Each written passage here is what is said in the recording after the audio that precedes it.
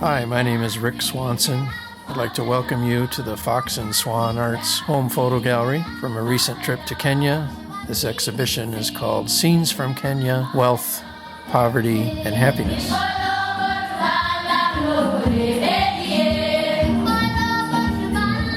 The first section of the exhibition, the collection of images here depicting the British Center, begin with a collage of images featuring the founder of the British Center, Rosemary.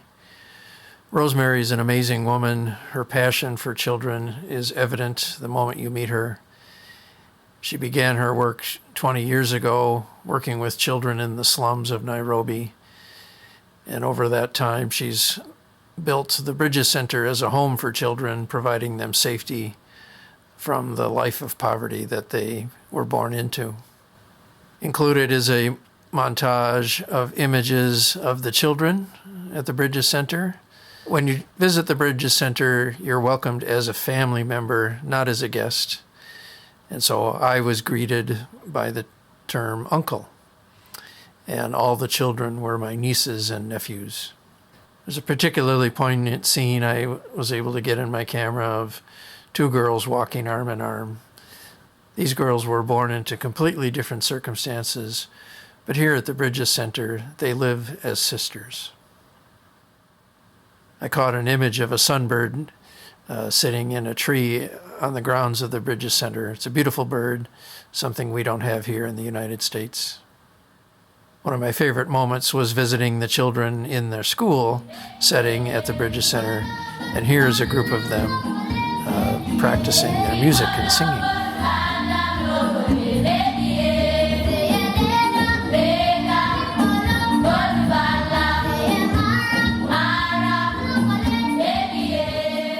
The second section of my exhibition features images from safari in the Maasai Mara National Park in southeastern Kenya.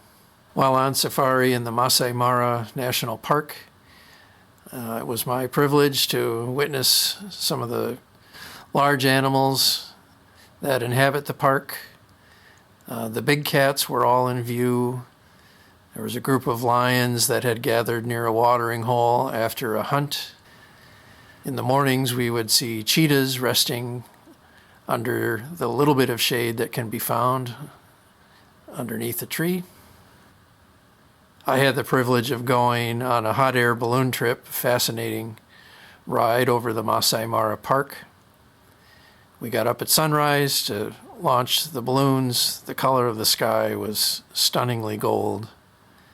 And just as we were wrapping up our balloon trip, we came across a herd of elephants wandering across the grassland, a brilliant sight.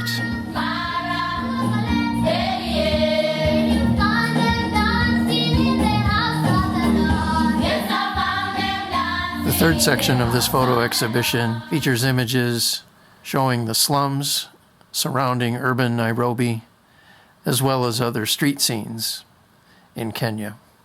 One of my visits was to a small Christian-run school in the slums of Nairobi called Greater Love School. We visited with the children there. Their school is little more than tin huts, no electricity, dirt floors, and yet they follow the Kenyan national school curriculum, and they consider it a privilege to be able to attend school there. A more interesting scene I encountered while driving through Nairobi was the owner of a sheep who had taken a ride on a motorcycle taxi. And in some ways it was comical, but in some ways it was ordinary. This is just how someone would get around in Nairobi. I put together a montage of street scenes. In this montage, you see goat herds and shepherds and cow herds. No part of Nairobi was too urban for you not to see someone driving a small herd of cattle or a herd of goats in a ditch along the roadside. Motorcycles are everywhere. In the slums, you'd see utter poverty. One slum was literally perched on the garbage dump from urban Nairobi, and the people harvest what they can out of the dump and either try to make a livelihood by selling that trash or just use it for their own purposes. One thing you notice about Kenyans is lacking motor transportation. They'll walk great distances, farther than you and I can typically imagine, just to get wherever they're going. And so no matter where you are, you'll probably encounter a Kenyan walking from one village to the next. Thanks for visiting the Fox and Swan Arts home photo gallery.